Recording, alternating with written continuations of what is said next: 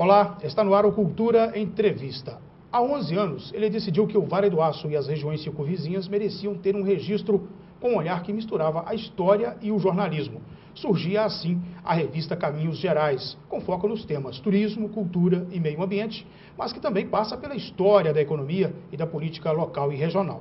Diferentemente das outras publicações que nascem com esse formato, mas permanecem pouco tempo no mercado, a revista já sobrevive há mais de uma década e vence dificuldades inerentes a empreendimentos editoriais, como é o caso de se produzir uma revista como essa Caminhos Gerais. O Cultura Entrevista de hoje recebe o diretor da revista, Mário Carvalho Neto. Mário, obrigado pela sua presença aqui na TV Cultura. Eu que agradeço a oportunidade de estar aqui falando desse trabalho, desse projeto, que posso até dizer que é um projeto de lutador. Se a gente está aí nesses 10 anos, na verdade são 11 anos, em outubro passado a gente completou 11 anos no mercado e é uma satisfação estar aqui no seu programa, assim, colocar um pouco assim, dessa jornada nossa. Ô Mário, para quem não te conhece ainda, sabemos que você anda por todos os lados aí no Vale do Aço, mas sua origem e a sua formação? Eu sou formado em História, pós-graduado em Gestão Cultural e Patrimônio Histórico. Sou nascido em Coronel Fabriciano, sou filho de pioneiros ferroviários, principalmente ferroviário. Meu avô é um dos construtores da Estrada de Ferro quando ela estava chegando em Antônio Dias até Nova Era. Meu pai também entrou na Vale do Rio Doce com 14 anos de idade, aposentou e é aposentado ferroviário. E eu estou aí, assim, conheço um pouco dessa região leste, do Médio Piracicaba, do Baixo Piracicaba, graças a essa presença deles. Que legal. Mário, e como que nasceu a revista? Que dia que você parou e pensou assim, opa, tem que criar uma revista com foco no turismo, no meio ambiente, na cultura? A revista, ela nasceu assim, em cima de um fato que estava acontecendo na região. E esse fato chamou a atenção por um nicho de mercado que eu acreditava que era promissor. Esse fato foi o SOS Cachoeirão, foi até liderado pelo Bené, que hoje ele é... O Benedito Pacífico. Benedito Pacífico, do Hotel Metropolitano. Uhum. E esse evento, na verdade, ele visava preservar a cachoeira na Serra do Cocais, que estava na iminência de se transformar numa hidrelétrica, numa PCH. E esse movimento, buscado com o apoio da população, acabou gerando uma expectativa, de uma certa forma, um interesse da população conhecer o que tinha nesse Cocais. Que lugar é esse, né, que entrou na mídia, criaram uma cartilha. E nesse espaço, a revista Caminhos Gerais foi inspirada. Vamos fazer uma revista que também mostrasse, porque já que a pessoa está querendo conhecer o local, conhecer a região, fazer uma publicação que mostrasse um pouco a beleza da região. E ela nasceu sem muita pretensão e a gente foi elaborando, foi aperfeiçoando o trabalho e hoje é uma revista consolidada. Hoje, qual que é a periodicidade dela? Ela, até o ano passado, até 2011, ela era trimestral. E esse ano, 2012, a gente conseguiu a determinar como meta fazer ela bimestral e a gente está fechando o ano com 6 edições, em 2012. Então, antes de terminar o ano, a gente conseguiu fazer a periodicidade bimestral. Eu falava aqui no começo do programa justamente sobre essa história. Muitas revistas nascem, as pessoas têm ideia de fazer uma revista, fazem até boas revistas, muito bem diagramadas, boas fotografias, um bom projeto editorial e acaba que a revista não sobrevive, ela morre com 1 ano, 2 anos, algumas só lançam uma edição. Você, no entanto, já chega aí há 11 anos, como você disse. O que eu considero como desafio principal produzir isso aqui de 2 em 2 meses? Um dos fatores que levou a revista sobreviver a esses intempéries foi a ousadia e a confiança, acreditar nela como um produto bom, como um bom trabalho. A persistência foi fundamental também. Houve muita situação que eu paguei para imprimir a revista. Houve casos teve momentos no meio desse tempo, de 5 anos, que a revista chegou num ponto bastante crítico, mas eu tinha certeza de que ela tinha um projeto, eu tinha uma visão de uma revista de 10, 15, 20 anos. Eu estava correndo atrás dessa visão que eu percebi que quando eu chegasse nesse ponto, ela estaria consolidada, estaria estabilizada. E eu busquei esse momento. E ela conseguiu vencer isso, mas não foi fácil, não. Eu tive que, por muitas vezes, investir nela. Eu tive que pagar para ela sair. E o próprio padrão, a qualidade que a gente imprimiu e propôs, nos dava essa garantia. A gente ouvia demasiadamente do público leitor elogios. Você mesmo é uma das pessoas que várias vezes a gente se encontrava e você tecia elogios sobre a revista, e isso motivava a gente. Isso aí pra a gente era como se fosse uma vitamina que a gente estava ali naquele momento para acreditar mais ainda no projeto. Ô Mário, e a digitalização? A maioria dos jornais diários, a mídia convencional já partiu aí para o meio virtual. Você já pensou em investir também, colocar a revista Caminhos Gerais na internet?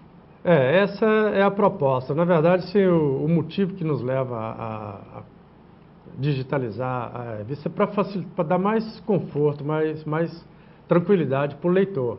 Mas a gente sabe também que a revista Caminhos Gerais ela tem por característica ser uma publicação voltada mais pela imagem, que a gente trabalha com turismo, com história, principalmente história, fotografias históricas.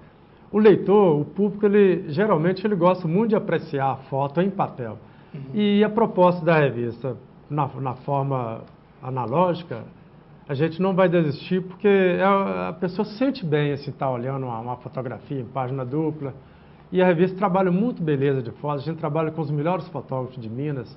A gente tem hoje os parceiros, inclusive um dos maiores fotógrafos é o fornecedor da Secretaria de Turismo de Minas Gerais, é um dos principais fotógrafos da revista. A gente trabalha com esse profissional e esse profissional, normalmente esse tipo de trabalho, assim, ele é mais agradável se ver assim, impresso em papel. Que é o Sérgio Mourão. Sérgio Mourão. Já esteve aqui no Cultura Entrevista e foi um sucesso a entrevista com o Sérgio Mourão. Não sabia que ele teve aqui. Nos mostrou aqui imagens maravilhosas de Minas Gerais. Muitas dessas imagens que nós mostramos aqui na entrevista, na época, saiu também na revista. Enfim, realmente é um dos pioneiros também. Você realmente tem um grande profissional ao seu lado aí trabalhando. Isso aí. Por falar em profissional, obrigado aqui pela presença do Zé Célio, que trabalha com você, que nos acompanha aqui no Cultura Entrevista.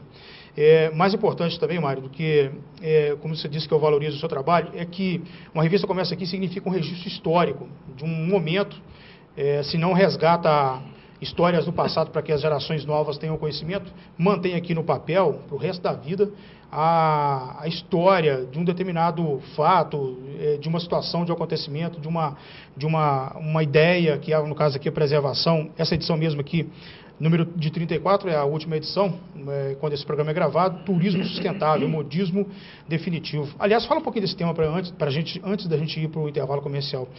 Essa edição, por que o tema principal é turismo sustentável? A gente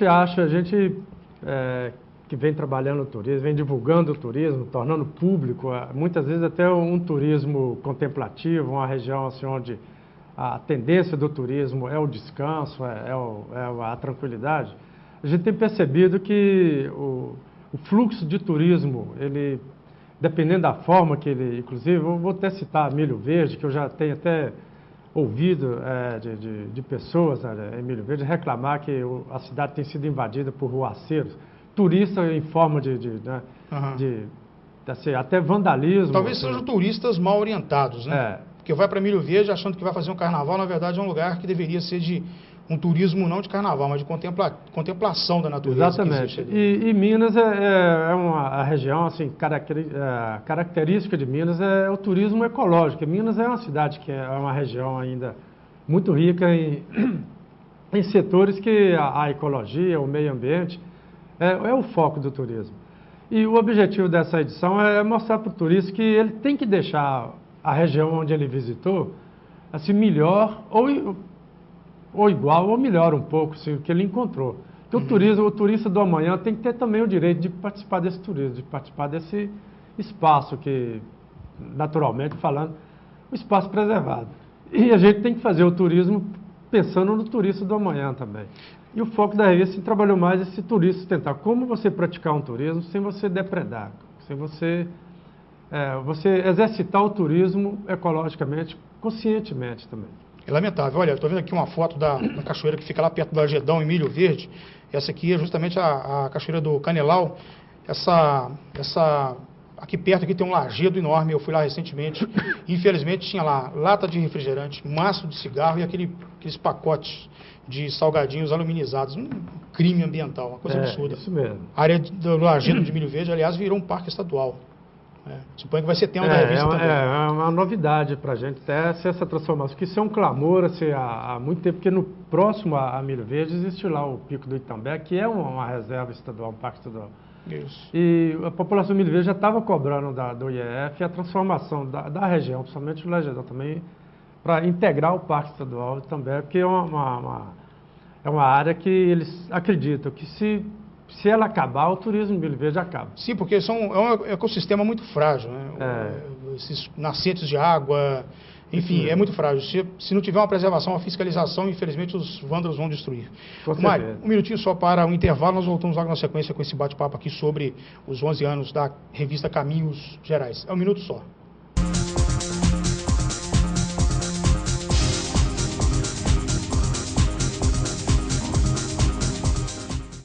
Atenção, luz, câmera, gravando. Todos os momentos devem ser registrados com qualidade e profissionalismo. Lana Vídeo Produtora Audiovisual, especializada em vídeo empresarial, documentários, comerciais para TV e eventos sociais. A equipe Lana Vídeo lhe atende com profissionais capacitados para fazer o melhor registro do seu evento. Lana Vídeo Produtora Audiovisual. Ligue e agende uma visita. 38216992 ou acesse lanavideo.com.br. O Grupo Dijaffer se consolida pela qualidade de seus produtos. Dijaffer, ferro e aço em Fabriciano e aço nobre em frente à passarela do Iguaçu em Patinga. Ferro e aço para construção, serralheria e usinagem, metalons, perfis para estrutura e eletrodos no atacado e varejo. Máquina de fabricação própria de telhas sob medida. Dijaffer construindo um vale de ferro e aço. Avenida Tancredo Neves, 553, Coronel Fabriciano. Aço Nobre, Rua Pedras Preciosas, 25, Iguaçu, Ipatinga. Não apague o sorriso de quem cuida da nossa cidade. Nossos agentes ambientais pedem a sua colaboração. Descarte seringas, cacos de vidros, espetos de churrasco, pregos e latas de conservas com os devidos cuidados. Embale-os antes do descarte. A gente cuidando da nossa cidade sem acidentes. Coleta Segura, o seu jeito de cuidar dos agentes ambientais. Vital Engenharia Ambiental.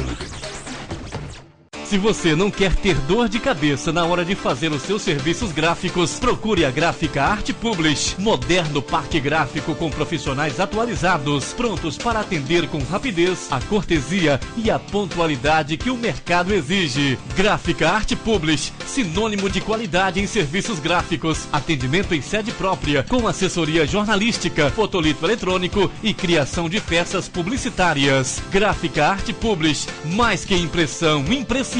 Arte Publish, Avenida Londrina, número 400, bairro Veneza 2, Ipatinga. Telefone 3828-9020. Artepublish, @artepublish.com.br. Fique bem informado com o Diário do Aço, o jornal de maior circulação em toda a região. Tradição, credibilidade e compromisso com o leitor estão em nossas páginas. Assine e leia o Diário do Aço, o veículo com a melhor equipe de profissionais e maior estrutura para apurar e informar com responsabilidade os principais acontecimentos. Acesse também a nossa versão online, www.diariodoaco.com.br.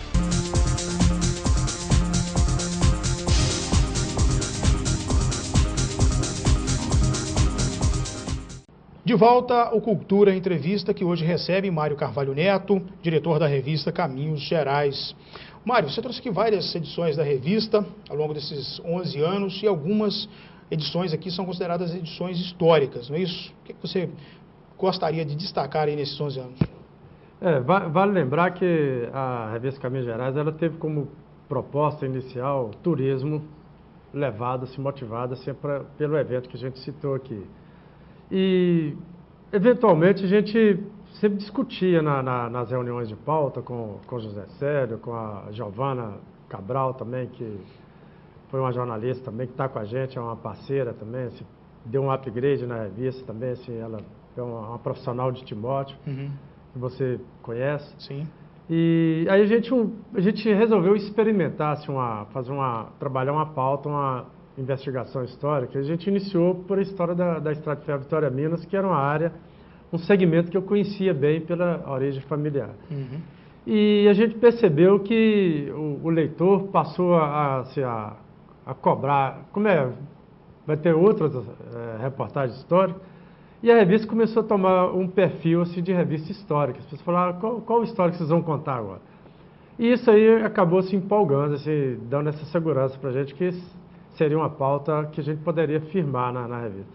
E com isso a gente foi se especializando nessa área. E hoje a Caminhos Gerais, ela tem, assim, de perfil turístico, ela hoje está mais, assim, a visibilidade dela é mais em cima do contexto histórico. Porque a gente, na verdade, assim, a gente conseguiu assim, fazer alguma coisa inédita, que foi garimpar algumas imagens, algumas fotografias que até então estava restrita a famílias, né, de pessoas, e história, muitas vezes, assim, história também muito restrita assim, a grupos, pequenos grupos, e a gente trouxe a público história tanto no segmento do setor humano, como no setor industrial, empresarial e municipal também. E entre as histórias, você já citou o caso da Estrada de Ferro Vitória Minas. A propósito, conta um pouco do seu avô, Mário Carvalho, que dá nome à estação ferroviária lá de Timóteo. Nessa reportagem histórica, obviamente, ele deve ter sido um dos personagens, não é isso? A primeira história assim, tem a ver assim, com a história dele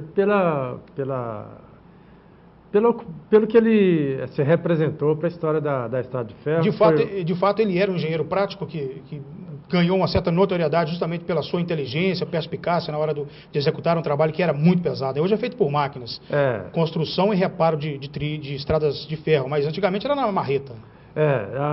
O que marcou, na verdade, assim, a história dele na Estrada de Ferro, que ele entrou na Vale do Rio Doce, na Estrada de Ferro Vitória Minas, podia dizer Vale do Rio Doce, porque que era a concessionária, dos anos 60, dos anos 40. E ele entrou como, chamasse de foiceiro, né? Ele era a ferramenta dele era uma foice. E a atividade dele era abrindo picada para o topógrafo que vinha fazendo a locação da linha, isso acima de Antônio Dias, quando a linha ainda estava sendo assentada, a linha original. E nessa atividade de auxiliar de topógrafo, fazendo picada, ele foi experimentando outra atividade, assim como carregador de mira para o topógrafo, fazer a medição de distância. E de carregador de mira, de baliza, ele passou a ser auxiliar de topógrafo, ajudante de leitura, e foi evoluindo no trabalho dele, assim depois foi promovido a nivelador, depois topógrafo, depois passou a ser mestre de linha, passou a feitor, e ele aposentou como engenheiro residente e como diretor da Vale do Rio Doce. Olha que história bacana. A história dele teve essa carreira assim, de uma atividade assim, praticamente elementar, assim, ele aposentou como diretor. E ele foi homenageado somente na Vale, assim, inclusive a estação de Timóteo, tem o nome dele, né, a Estação Mário Carvalho, Estação Ferroviária, e entre outras homenagens que ele recebeu e reconhecimento também.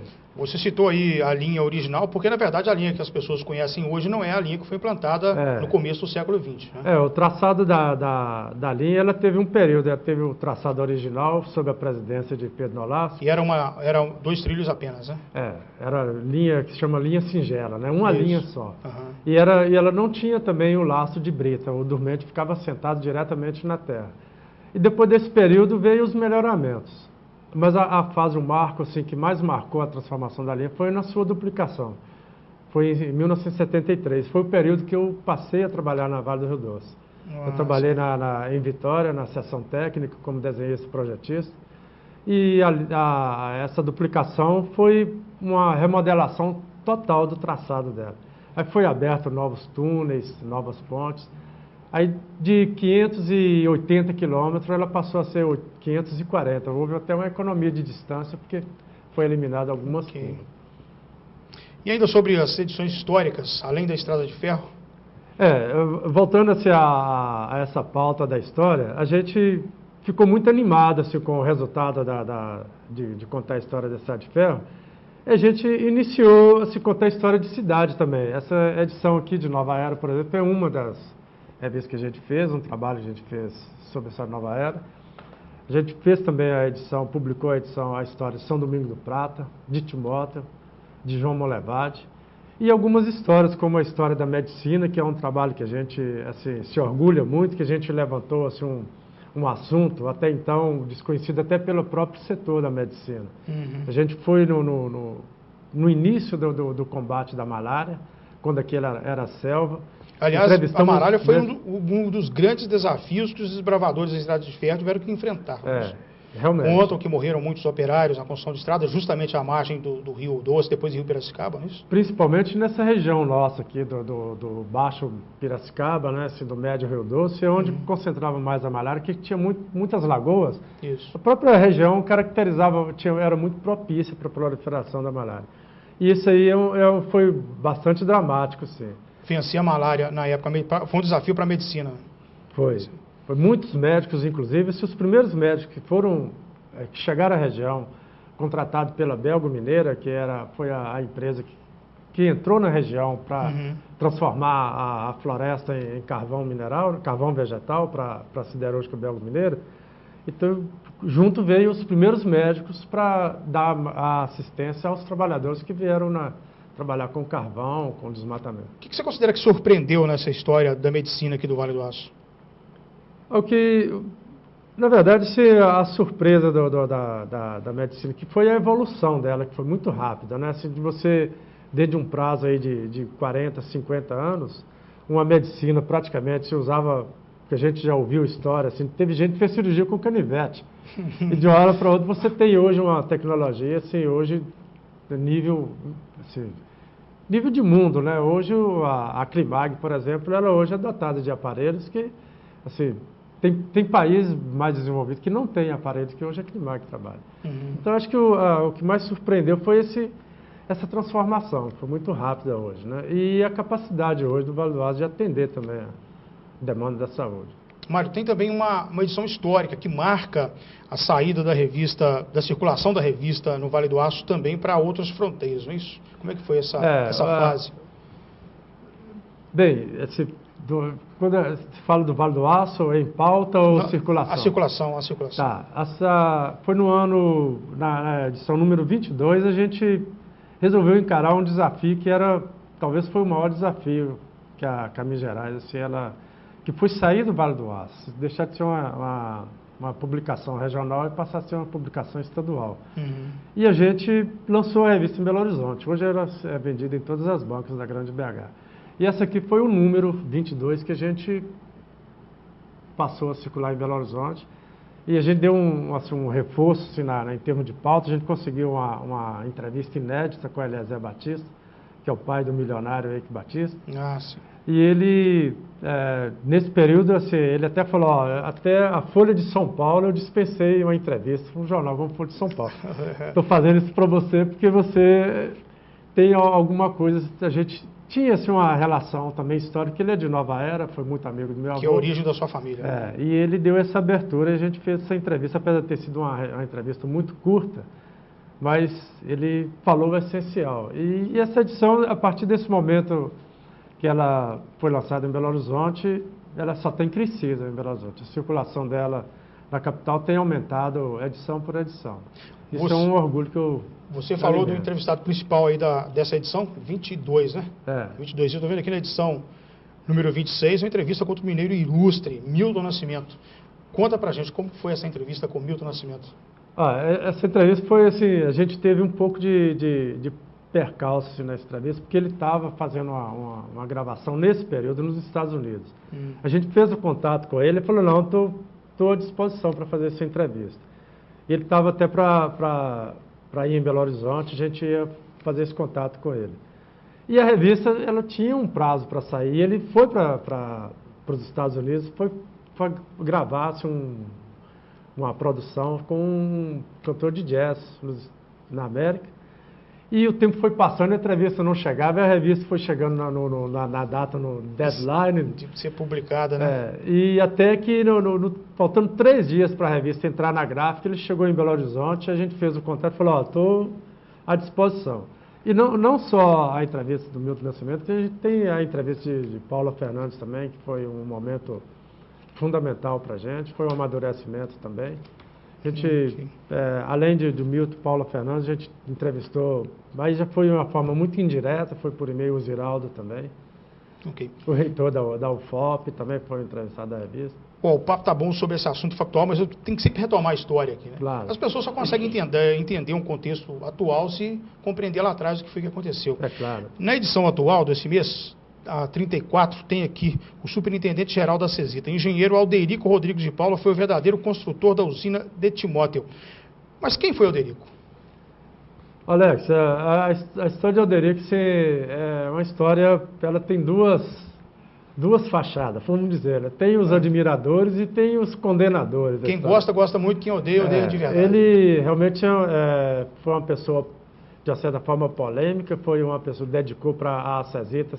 A CESITA, para ele, era como uma filha. Ele sacrificava, às vezes, até um trabalhador pela companhia. Mas não era que ele tinha uma impressão do trabalhador de uma forma pejorativa. Porque a CESITA ele foi um pioneiro, ele que comprou as terras, que hoje foi transformada na época, né, foi transformada no plantio de eucalipto, que era a matéria-prima da CESITA. Ele que gerenciou a construção técnica da CESITA. Uhum. Assim, quantos engenheiros técnicos internacionais que vieram ficar sobre a administração dele. Então, ele tinha mesmo, assim, ele era um vulto dentro desse processo. Tinha um sentimento de que a empresa pertencia a ele, né? Exatamente. E isso acabou maculando a imagem dele como pessoa, como cidadão. Mas, por outro lado, tem pessoas também que teve proximidade com ele, via nele assim, uma pessoa muito íntegra. O fato dele ser rigoroso, ele era rigoroso profissionalmente. Mas era uma pessoa íntegra que algumas pessoas se posicionam assim. Mas assim, eu acredito que é o seguinte, acho que a história ela não faz essa avaliação do senso moral de cada pessoa. A história, ela conta, ela narra a história. Claro. E com o máximo de fidelidade possível. História, tá. eu acho que pela história de Alderico, ele merecia assim, um pouco mais de reconhecimento dentro de um contexto como um personagem que ajudou a construir todo esse complexo que é hoje o município de Timóteo. Você diz isso porque não tem uma rua com o nome dele, não tem nada, nenhum equipamento público com o nome dele? Ele realmente ele foi muito pouco homenageado. Diferentemente de outros pioneiros da época, o Aminta Jacques tem.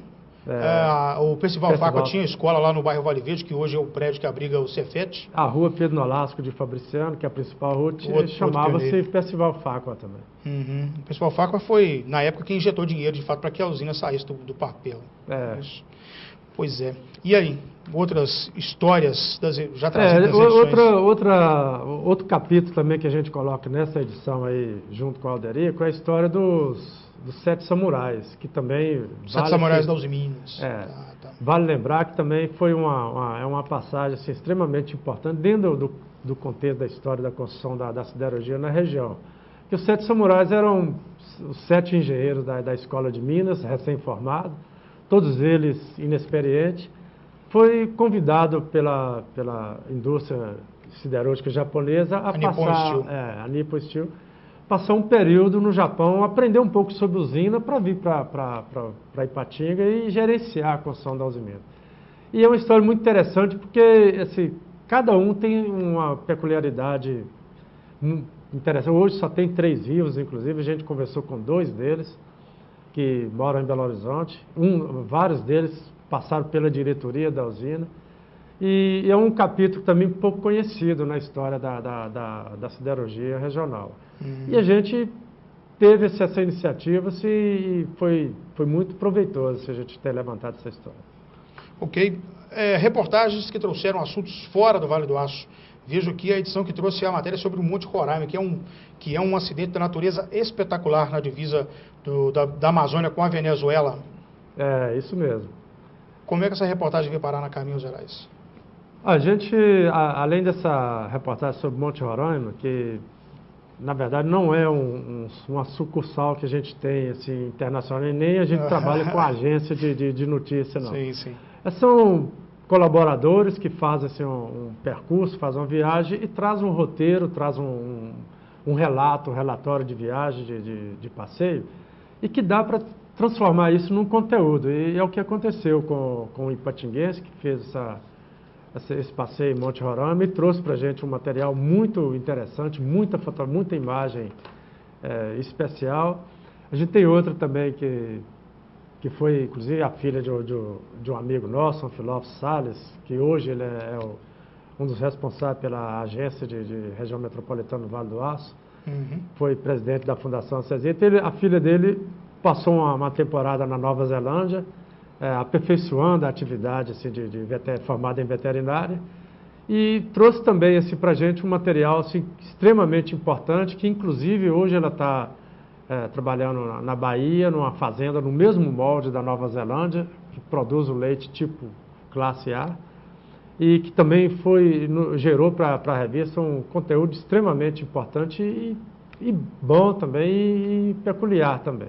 Legal. Mário, um minuto só para o intervalo, nós voltamos logo na sequência com esse papo aqui com o Mário Carvalho Neto.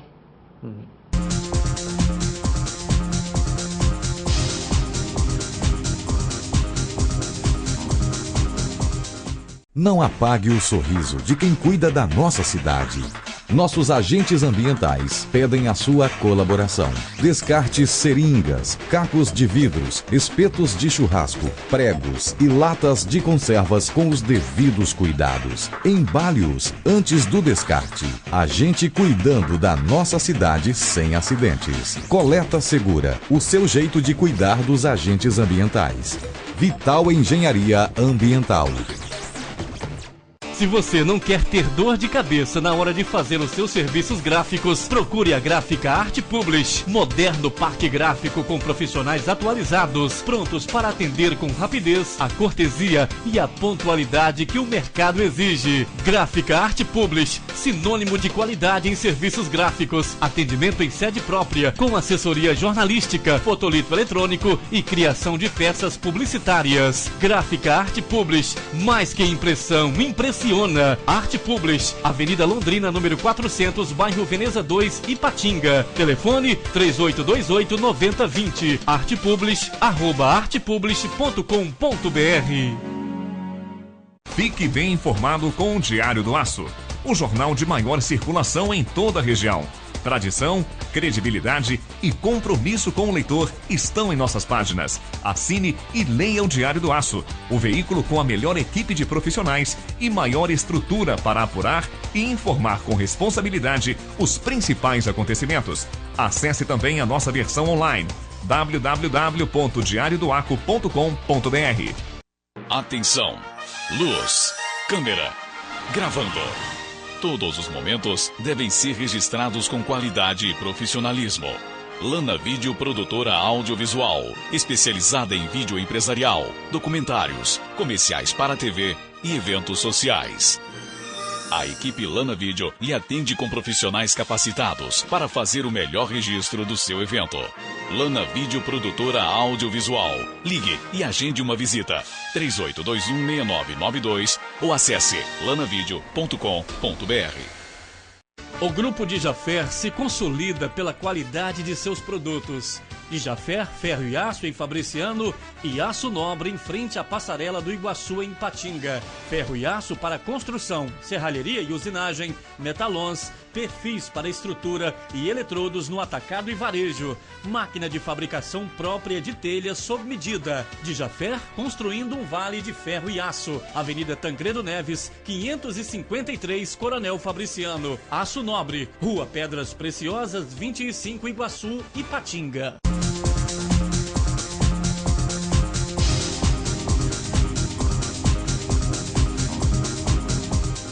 Estamos de volta com o Cultura Entrevista. E eu lembro o contato do programa, entrevista@tvculturavaledoaço.com.br.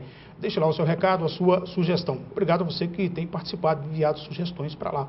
Mário Carvalho, você tem uma das edições aí que tratou do tema pré-Usiminas. O que era Ipatinga, o que era o Vale do Aço? Ipatinga não existia na prática, mas o que era esse lugar onde nós estamos aqui antes de existir a Usiminas? O que você apurou?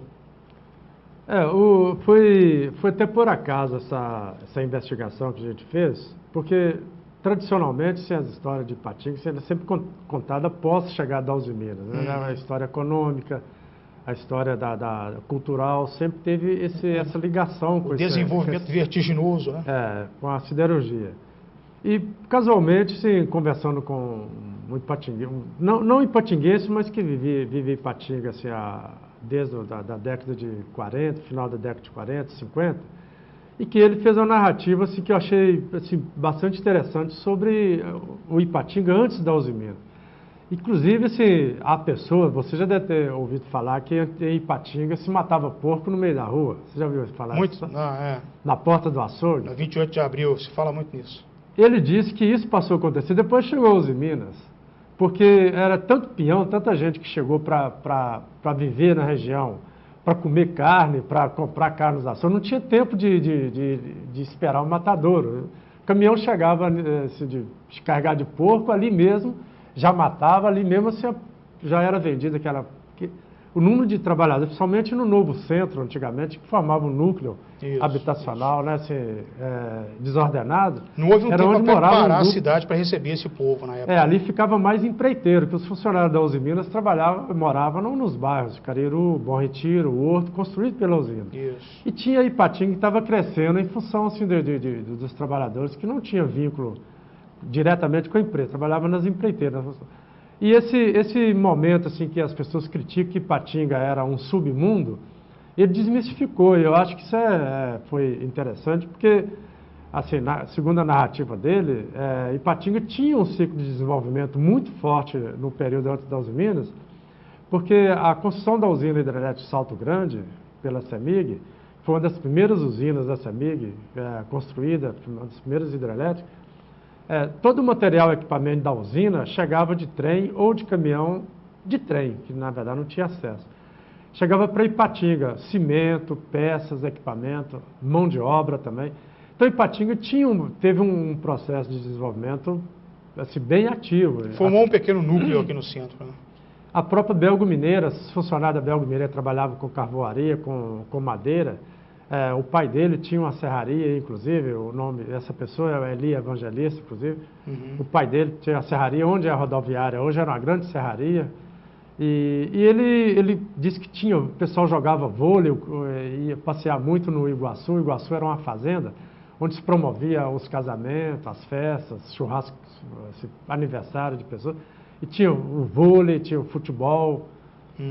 Eu não me lembro o nome do primeiro time. Então ele fez uma narrativa assim, de que Ipatinga era uma cidade agradável, assim, bucólica de se viver antes da Uzi Minas. E ele desmistificou de que Ipatinga era esse fim de mundo, que a Uzi Minas trouxe esse benefício. E que tem pessoas, inclusive, que acham que era até interessante para a Uzi Minas que permanecesse esse mito de que Ipatinga não era nada e que a Uzi Minas transformou isso num paraíso. Na verdade, ele atribui um período desgastante na sociedade de Ipatinga, a chegada da Uzi Minas, que até ela se estabelecer, se consolidar, houve a chegada, que a chegada é tumultuada mesmo, né? As pessoas não sabem para onde vai, muito peão, assim, que veio atrás da sorte também, assim, trabalhar, chegava de caminhão, carroceria cheia de trabalhadores, de todo lugar do mundo, do Brasil.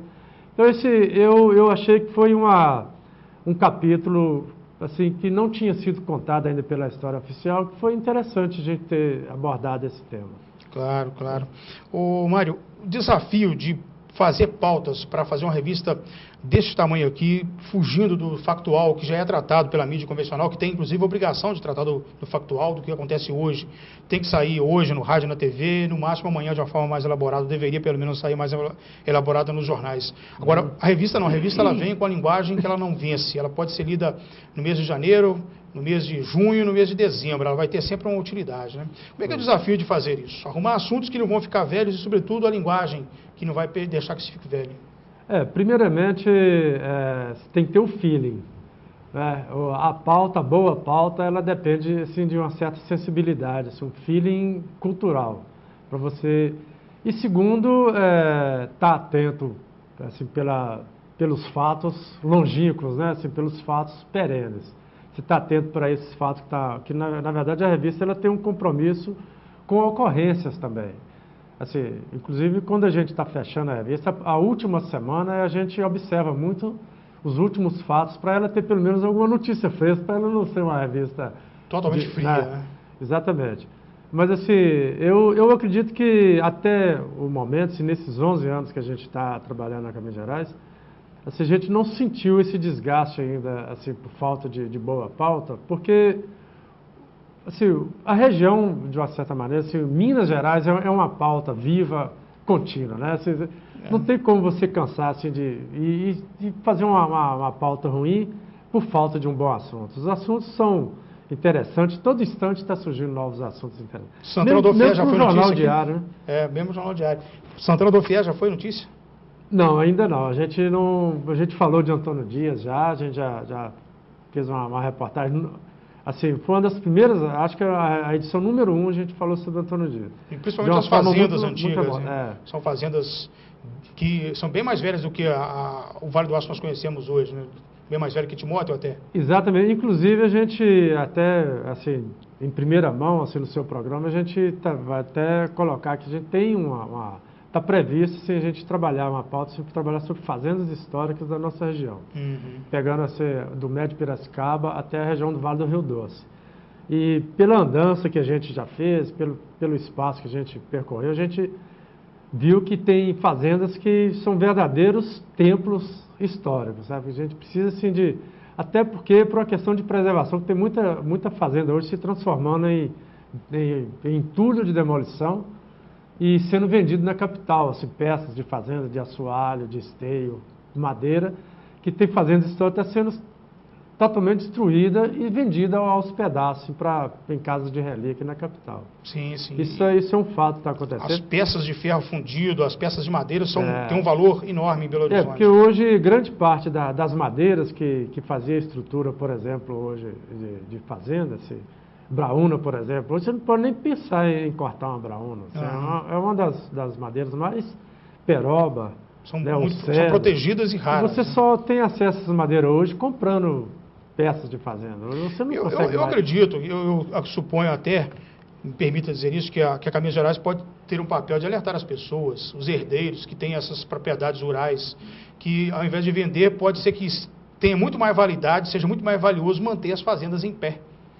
Como um atrativo turístico, um atrativo do ecoturismo, do turismo rural, enfim, do que desmontar aquilo e vender para Belo Horizonte e vai fazer fortuna longe daqui, né? Que é pior. Exatamente. E a fazenda, assim, em geral, assim, todas as fazendas têm uma ligação histórica com aquela família, né? Tem uma raiz, é uma pessoa que passou a infância na fazenda, e não só como objeto, mas como, assim, manutenção, né, da história familiar, assim, e a gente vê isso, assim, na prática, né? Ok. Ô, Mário, qual que é a equipe que trabalha com você hoje? Quantos jornalistas? Quem são as pessoas que estão... Hoje a gente tem 4 jornalistas como editor, permanente, e trabalho também com uma rede de colaboradores na forma de freelancer.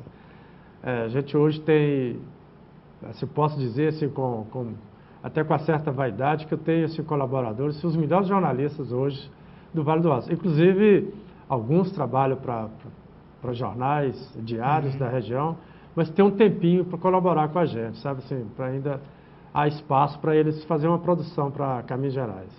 Legal. Olha, muito obrigado pela sua presença aqui na TV Cultura, parabéns pelo seu trabalho e que seja valorizado pelo Vale do Aço a revista Caminhos Gerais.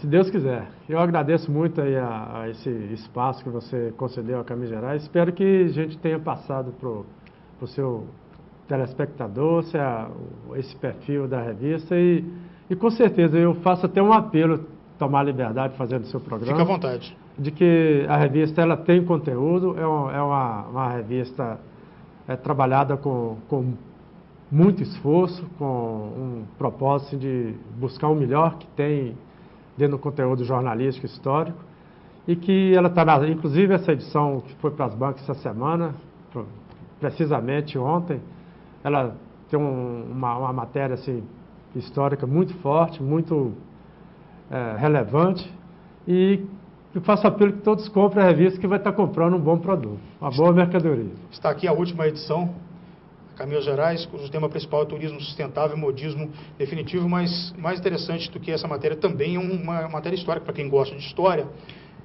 Muita fotografia, fotografias históricas, antigas aqui. Mário, eu quis trazer você aqui no Cultura Entrevista para falar para os nossos telespectadores sobre como é produzir isso aqui, porque eu sei, eu faço um jornal diário, ajudo a fazer um jornal diário, e é muito difícil produzir um produto jornalístico diário. Mais difícil ainda é o desafio de fazer uma revista como essa que você faz aqui, entendeu? Nós fazemos notícia de tudo, mas raramente nós temos espaço. Raramente jornalistas e produtos noticiosos viram notícia. Né? Então, por isso que eu quis te trazer aqui. Mais uma vez, obrigado pela participação. O Cultura Entrevista fica por aqui. Até a próxima semana.